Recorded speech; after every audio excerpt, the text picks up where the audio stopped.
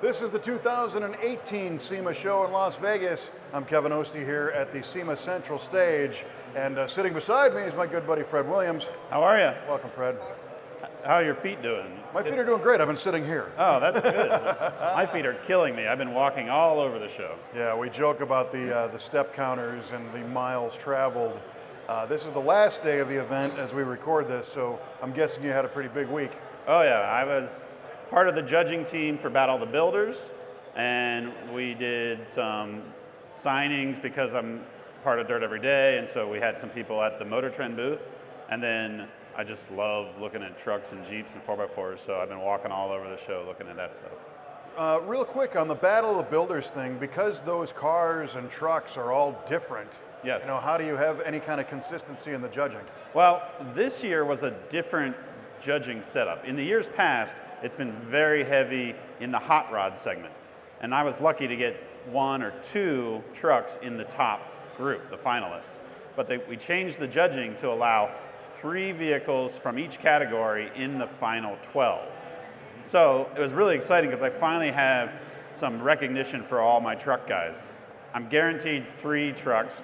There's 3 sport compacts, 3 hot rods, and then 3 of the young guns, which is the new 27 and under builders. Mm-hmm. So it's pretty interesting that now in the final 12, there's going to be young guns voting for the final winner, and these really experienced high-end hot rod guys. The truck guys are in there as well, and I think this year there's a really good possibility a truck could come out on top. Of course, I say that every year because I want a truck on top. Of course. Now, being the truck guy, were you the only one that judged the trucks, or did you also judge the sport compacts? I mean, how'd they do that? Well, the way it works is I start with a stack of trucks and it's applications. I have to sort through those applications and come up with my top, say, 10 to 15. Then we walk around and I narrow that down to my definite top 10. And then I have to pick the top 3 of my top 10. Now, when I'm judging those and I'm walking around, Freiberger and RJ are with me, and they are also judging the hot rods and the imports. So we're kind of, even though I'm making the final call on the trucks, I'm getting input from those guys. They'll help me see things, and I'll help them see things on their vehicles.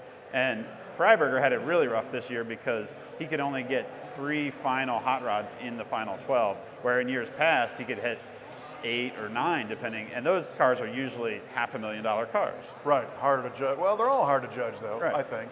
When you're at SEMA, you've got cars and trucks that people bring everything they've got, so oh yeah. You really, sometimes you got to look a little harder. But well, and when I started judging 5 years ago, I was really concentrating on off-road stuff.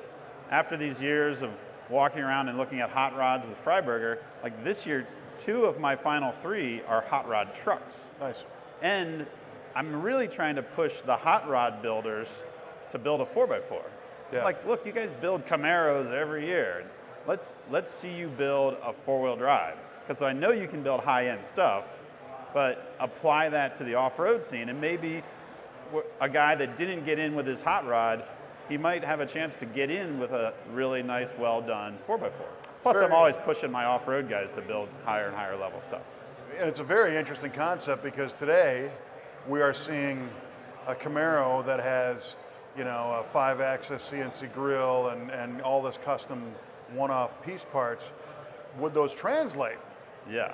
Well, some of it, you're kind of twisted because there's off-road guys that really go off-road. Function. And there's car guys that really drive hard cars, like drive the tires right off of them. And then there's kind of these builder cars that they're $500,000, but are they ever really seeing the road? Right, they're more of a show vehicle. But more and more you're seeing the show vehicles influence the actual drivers and the actual off-road guys. And sometimes the builder, it's not all for flash, it's for function.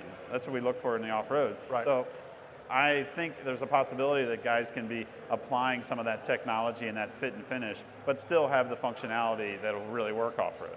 I think that'd be a whole new direction of creativity. Yeah, and it'd be really neat to see what guys like the Ring brothers and those guys could bring to the roadster shop? Like, could you build an off-road that really works off-road, but has all the fit and finish that you guys do on other types of cars? Well, you know, ironically, the Ring brothers built a Blazer this year. So, not necessarily an off-roader, but... Yeah, and I think it's also interesting because we have a lot of young guns. That's the part that I'm really excited about, because here's these guys that are getting recognition from a young age, and we're trying to get them to, like, look, keep building stuff, check out what the guys are that are winning, and then steal some ideas and turn around and apply that to what you're going to build for next year. Yep.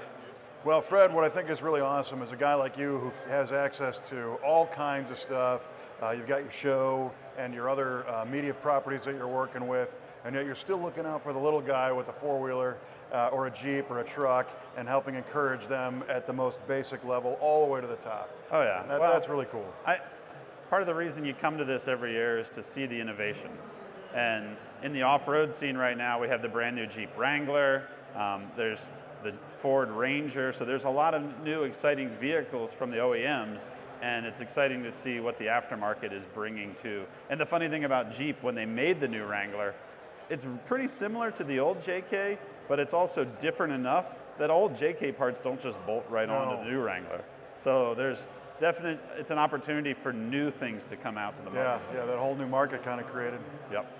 Well, listen, we appreciate everything you do, man. Thank you. Glad you had a good show. It sounds like you certainly did. Oh, it was awesome. There's as much stuff or more than ever, and my feet are killing me, and I'm about ready to head home. Fred kind of caps it all off. SEMA 2018 here in Las Vegas.